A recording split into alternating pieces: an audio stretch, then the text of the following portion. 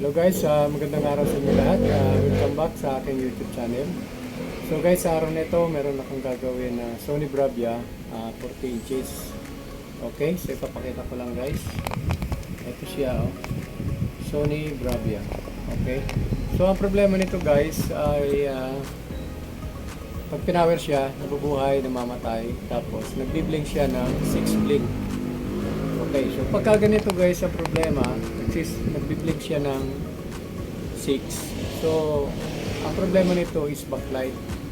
So, sabi ko sa may-ari, papalitan natin ng bagong backlight. So, ngayon, nag-order ako sa online. Ito, dumating na yung order. Ngayon, ikakabit na natin. So, papakita ko muna guys itong unit. Okay, so top lagin natin. Okay. So, power on natin. Ayan, may power siya. Okay. Yung guys, lumalabas yung logo. Ayan. Ayan. Tapos namamatay siya, oh. Nawawala yung display, tapos babalik na naman siya. Ayan. Balik-balik lang yan, ganyan. Okay. Tapos, magbiblink siya ng 6 blink. Okay, hintayin natin na mag-blink siya. Ayan. Ayan, nag-blink na siya. Okay, bilangin natin. 1, 2, 3, 4, 5, 6. Okay, so nag-blink siya ng 6. Ibig sabihin guys, nadidetect ng IC yung backlight error. Okay, so ngayon guys, bubuksan natin. Then, papalitan natin ng bagong backlight. Okay, so may para naman dito, yung isang paraan para pansamantala lang magamit. Pero, ang gusto natin ay yung pangmatagalan na hindi na siya magkakaroon ng problema. So, bubuksan natin guys at papalitan natin ng backlight. So, bago ko umpisahan, sa mga bago pa lang sa aking YouTube channel, huwag kalimutan mag-subscribe and pakihit ng notification bell para updated ka sa mga bago kong upload. Okay guys, start na tayo. Okay, so ito guys yung model. Sony model KLV-40R 352C. Okay.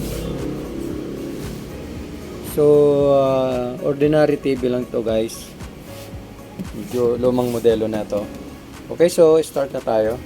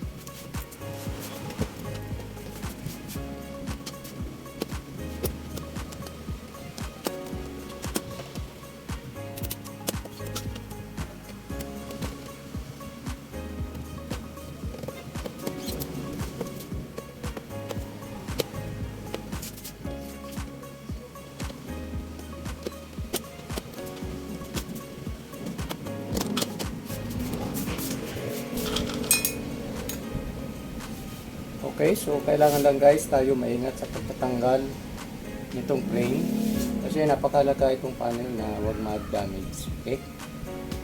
Doon sa mga bago lang, medyo ingat lang po.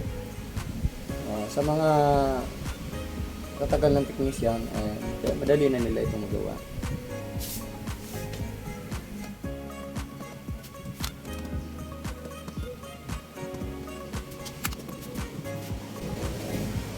So, meron pa ito ditong lock.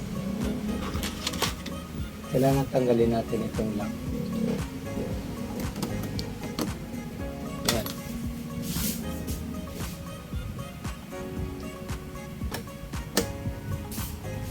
Okay. So,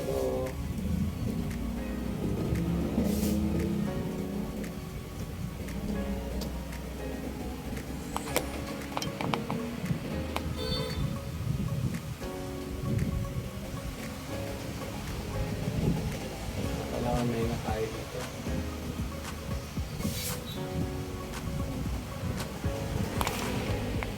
Okay. So yan, matanggalan natin.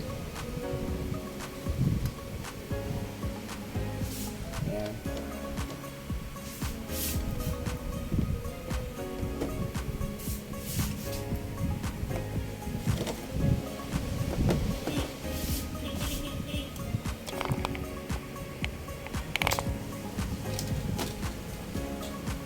So una natin tinanggal yung pinaka LCD panel.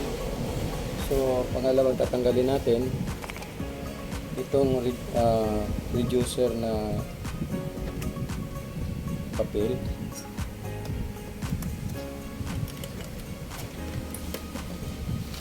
Ayan.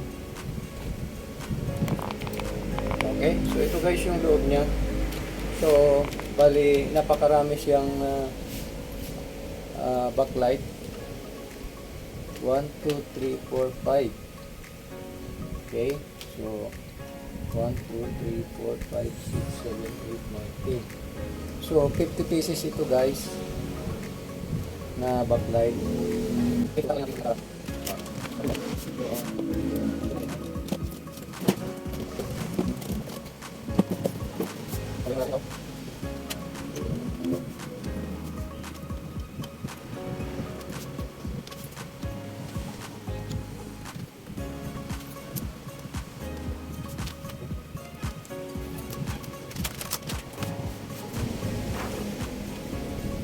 Okay, so ito guys yung backlight niya.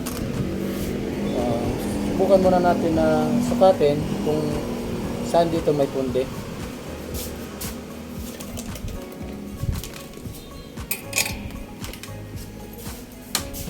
Gamit lang tayo ng backlight tester para mas madali natin ma-identify kung ilan ang backlight na pundi. Okay, try natin muna dito sa isa. Ito yung positive. Okay, buo ito oh. Buo siya. Buo. Buo. Buo. Dito tayo sa kabila. Ito, makita natin guys, meron siyang isang pundi. Ito. Ayan o. So, nakaka-apekto yan doon sa IC na po-protect. O, ito mayroon din ditong isa. Ayan, ito.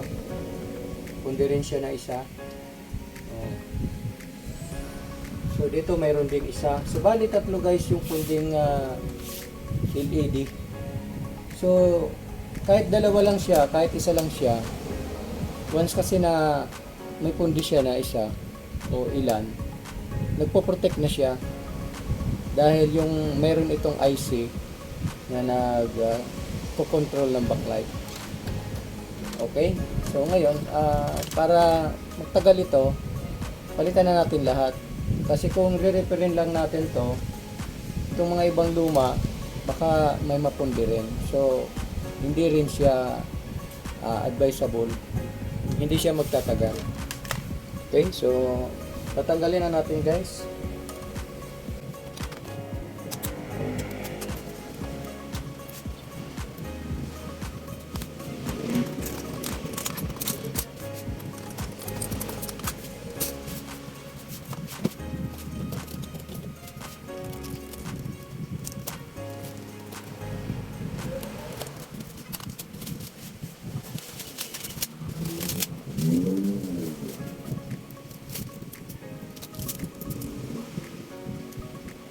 Okay, so ito guys, yung mga guys.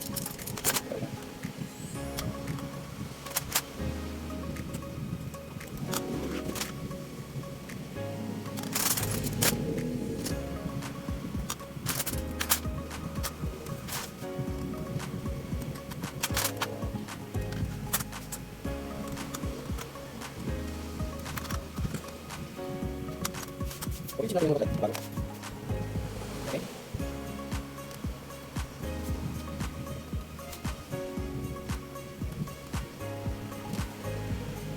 Okay guys, very good.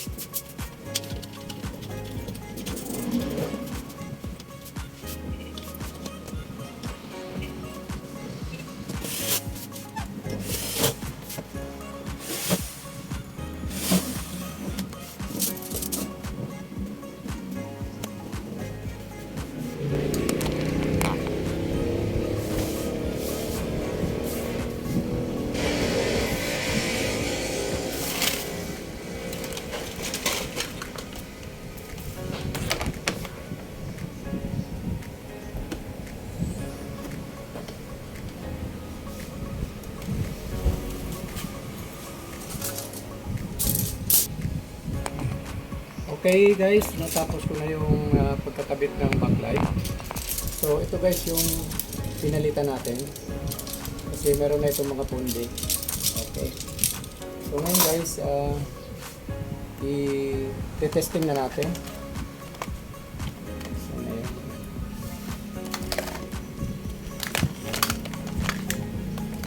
Okay. Supplyan na natin.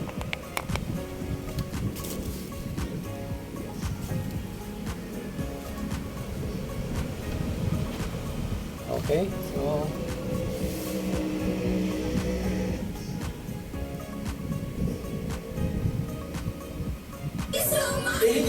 Maraming salamat sa mga. so yun guys, ang linaw niya na oh. Yan. Okay, so patayin ulit natin. Yan. Okay, so power on.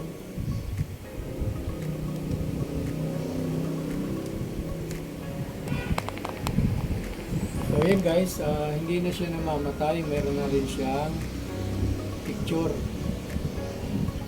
Steady na yung kanyang ilaw, yung LED standby niya. So kanya siya. So ganito lang guys, yung pagka ganito yung problema ng unit na ganitong Sony na nagsi-6 blink, ibig sabihin backlight po ang problema. Okay, so guys, maraming salamat sa inyong panonood. At hanggang sa susunod na video, paki-like and share na lang itong video nito. Thank you guys. God bless. Bye-bye.